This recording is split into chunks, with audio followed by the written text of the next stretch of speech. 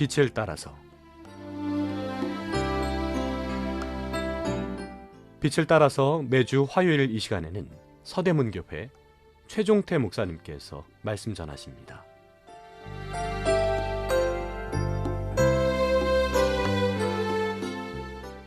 애청자 여러분, 안녕하십니까? 지난 시간에요, 연대기 성경 읽기란 큰 제목을 가지고 계속 상고해 보겠습니다. 이번 시간은 성경적인 세계관이란 주제로 은혜를 나누겠습니다. 진정으로 기독교를 받아들인다는 것은 성경의 세계관을 받아들인다는 것을 말합니다. 우리의 삶에서 하나님의 능력을 제한하는 세속적 세계관의 특징인 이분법적인 사고를 깨뜨리려면 성경에 기초한 창조, 타락, 구속이라는 전통적 개념인 구도인 성경적 세계관을 가져야 합니다. 곧 세속적인 것과 거룩한 것을 단일한 틀 속에 통합하는 성경적 세계관의 도구 상자인 창조, 타락, 구속으로 명확한 진단을 내리는 것입니다. 그렇게 되면 어떤 일을 하든지 사업 운영이나 생계 유지하는 것에만 그치지 않게 됩니다. 우리는 우리의 일 속에서 실은 하나님의 일을 하고 있는 것입니다. 그 사실을 깨닫는 순간 우리는 다시 기쁨을 찾을 수 있습니다. 그러므로 그리스도인의 세계관은 성경에 의해 형성되고 점검되어야 합니다. 세속적 세계관의 문제점을 드러내고 비판하는 데도 성경이 필요합니다. 성경적 세계관의 첫 번째 렌즈는 창조입니다. 성경의 메시지는 창세기 1장 1절에서 태초에 하나님이 천지를 창조하시니라 라고 시작합니다. 땅이 혼돈하고 공허할 때 질서를 향한 첫째 단계로 하나님의 영이 수면에 운행하셨습니다.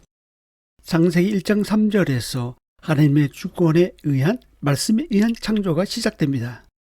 하나님에 의해 완성된 세계는 혼란스러운 항무지가 아닙니다.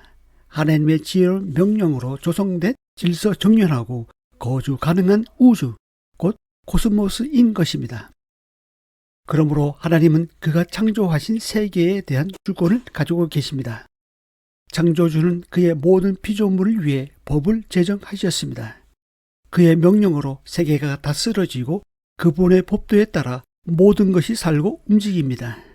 하나님은 직접 다스리시거나 인간 매개체를 통해 간접적으로 다스리십니다. 자연 세계만 아니라 인간의 문명과 제도도 창조와 연관됩니다. 결혼과 국가도 하나님의 창조하신 바입니다. 실은 모든 것은 하나님으로부터 시작되었습니다. 하나님이 창조 질서 전체의 유일한 근원이라고 성경은 가르칩니다. 이것은 윤리학, 정치학, 경제학, 예술, 논리학을 포함한 인간 본성에 관한 법칙의 근원이기도 합니다. 모든 진리가 하나님께로부터 시작하지 않으면 안 된다는 점이 분명히 드러납니다. 하나님의 스스로 존재하는 유일한 실체이고 다른 모든 것의 기원과 존재는 하나님께 의존하고 있습니다.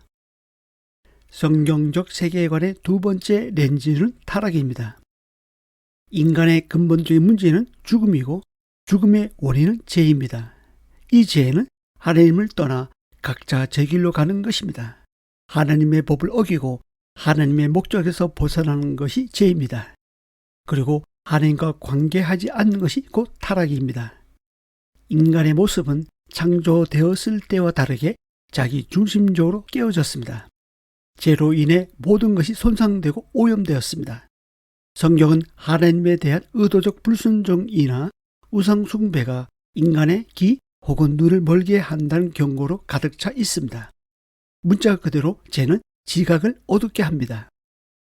아담은 하나님의 형상으로 지음을 받으면서 하나님의 영광을 드러내는 존재로서 하나님의 뜻대로 통치해야 할 의무가 있었습니다.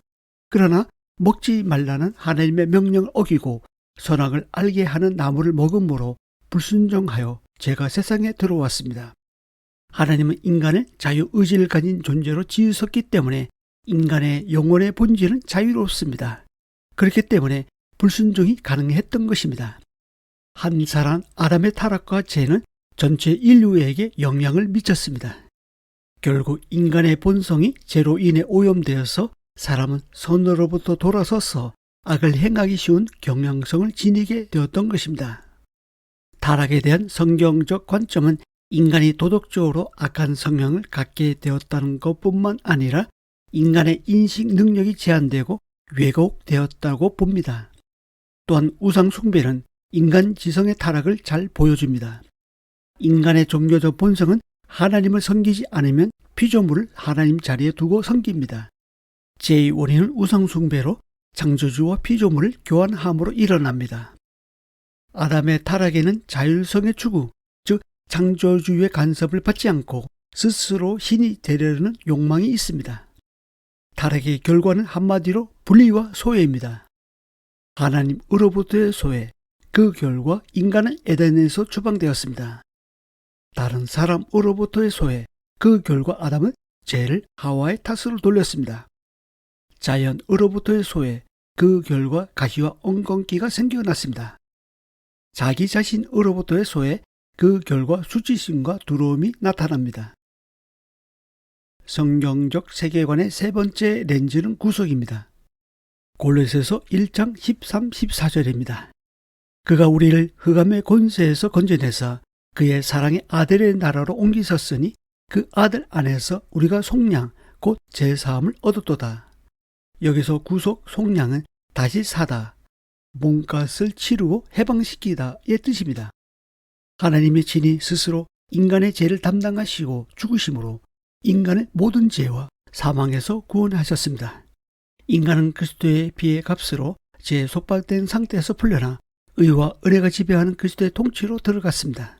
모든 것이 하나님의 은혜로 구속되었습니다. 우리가 구속될 때 만물이 새롭게 됩니다.